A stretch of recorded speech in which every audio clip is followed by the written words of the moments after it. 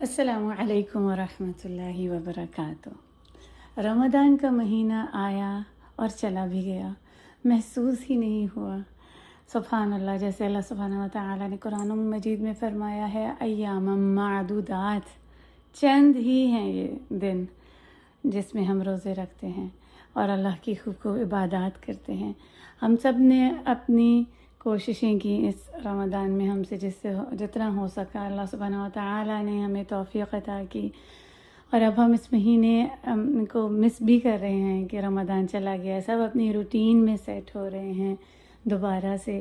تو جو رمضان میں ہماری روٹین تھی اس ہی کو آگے لے کر چلنا ہے، وہی ہماری روٹین ہونی چاہیے آگے اس شوال کے مہینے میں بھی۔ ہمیں کوششیں کرنی ہیں کہ ہم زیادہ سے زیادہ قرآن مجید کی تلاوت کریں، جیسے ہم رمضان میں کیا کرتے تھے۔ ہم قیام اللیل جو کرتے تھے، ہم جتنا ہو سکے اس شوال کے مہینے میں بھی جاری رکھیں۔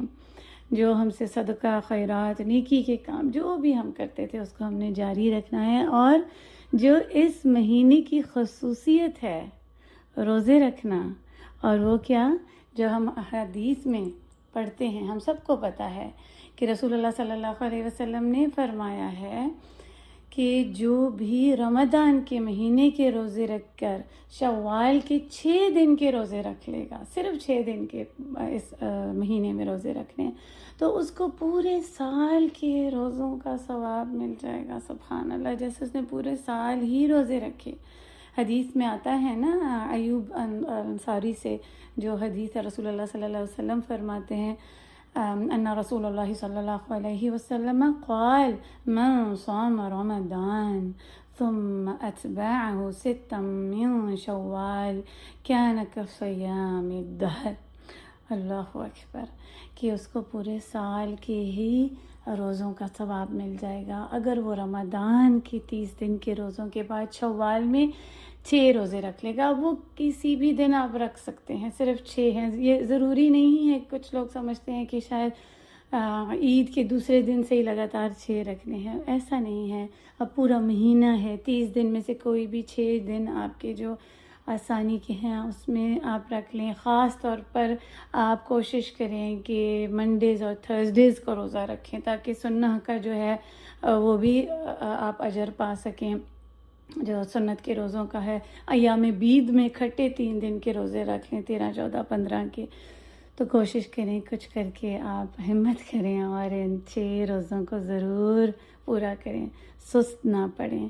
دیکھیں، زندگی کا کوئی بھروسہ نہیں، کتنی زندگی ہے ہماری، اور اللہ سبحانہ وتعالی ہمیں مواقع عطا کرتے ہیں کہ کچھ ہم جو یہ چند ایسی نیکیاں ہیں جو چھوٹی سی ہیں، ان میں ہم کوشش کر لیں تو ہمیں اللہ اکبر اتنے بڑے بڑے اجر مل سکتے ہیں۔ ہم ویسے کہاں کون ہم میں سے ایسا ہے جو پورے سال ہی روزے رکھ پائے گا، لیکن اگر ہم کوشش کر لیں تو ہم شوال کے روزے رکھ لیں رمضان کے روزوں کے بعد، تو ہمیں وہ اجر مل جائے گا۔ اور اللہ سبحانہ وتعالی ہمیں توفیق عطا کریں کہ ہم نے جو رمضان میں محنتیں، کوششیں، جو عبادات کی، وہ ہم آگے شوال کے مہینے میں جاری رکھیں، اور نہ صرف شوال کے بلکہ اگلے رمضان تک ہم بھرپور عبادات کر سکیں اور اپنے رب کو راضی کر سکیں۔ جو ہم نے رمضان میں کی اس سے زیادہ ہم اس پورے سال عبادات کریں اور اپنے رب کو راضی کریں۔ تو اب ہم نے کوشش کرنی ہے، جو ہم اپنے جب نئے اسکیجول بنا رہے ہیں نا، اس میں وہ جو ہم نے رمضان میں بنائے تھے اس کو فٹ کریں، اور اپنے آگے کے سال کو اگلے رمضان تک بہترین عبادات میں اپنے آپ کو مشغول رکھیں۔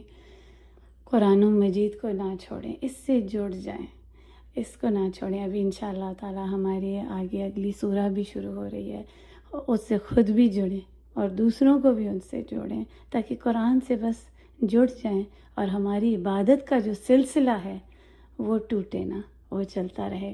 بے شک رمضان جیسی اگر ہم عبادت نہیں بھی کر پا رہے تو کچھ نہ کچھ ہماری کوشش اور عبادت ہونی چاہیے۔ پورے ہفتے میں ہر دن ہماری کوشش ہونی چاہیے کہ ہماری کچھ نہ کچھ وہی رمضان کی ہر دن جیسی عبادت ہو اور ہم اپنے اللہ کو راضی کر سکیں۔ اس مہینے میں روزے رکھ کر رات کا قیام اللیل، اس میں قرآن مجید کی تلاوت، دعائیں، بہت زیادہ نہیں تو تھوڑا ہی صحیح، جتنا ہو سکے فجر سے پہلے اٹھ جائیں، جتنا ہو سکے گھنٹہ 2 گھنٹے پہلے، نہیں تو آدھا گھنٹہ 20-25 منٹ، تاکہ رات کے آخری حصے کی جو برکت ہے اس کو پا سکیں۔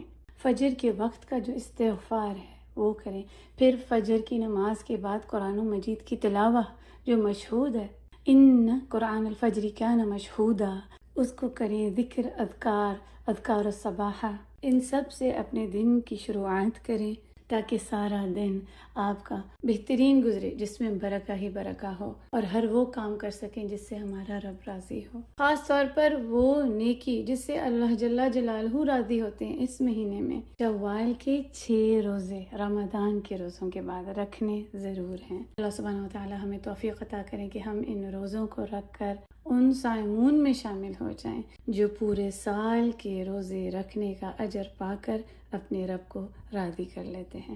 آمین یا رب العالمین۔ اور ایک آخری بات کہ دیکھیں، ہم نے رمضان میں جتنی عبادات کی اس کی ہم قبولیت کی دعا کرتے ہیں کہ اللہ سبحانہ و تعالی ہمارے تمام اعمال کو قبول فرما لیں۔ وہاں کہتے ہیں کہ ایک اعمال کی قبولیت کی ایک نشانی یہ ہے کہ انسان وہ نیکی کے عمل جاری رکھے، اسے کرتا رہے، اس پر جم جائے، اس پر استقامت ہو۔ ایسا کہ شیخ الاسلام ابن تیمیہ کہا کرتے تھے کہ اگر دیکھنا ہو کہ رمضان المبارک کی عبادت قبول ہوئی ہے یا نہیں تمہاری، تو اپنے رمضان کے بعد والے اعمال کو دیکھو۔ ہم سب دیکھیں کہ کیا ہماری جو رمضان میں عبادات تھی رمضان کے بعد بھی جاری ہے یا نہیں۔ بالکل ویسا نہیں تو تھوڑی ہی صحیح کچھ نہ کچھ ویسی عبادات ہم کر رہے ہیں یا نہیں۔ اس کے لیے ہمیں خود کوشش کرنی ہے اور دعا کرنی ہے۔ اللہ سبحانہ و تعالی ہم سب کو توفیق عطا کریں کہ ہم اپنی رمضان کی عبادات کو جاری رکھیں اور ان پر جم جائیں۔ اللہ سبحانہ و تعالی ہمارے تمام نیک اعمال کو قبول فرما لیں۔ آمین یا رب العالمین۔ وآخر دعوانا ان الحمد للہ رب العالمین، والسلام علیکم ورحمۃ اللہ وبرکاتہ۔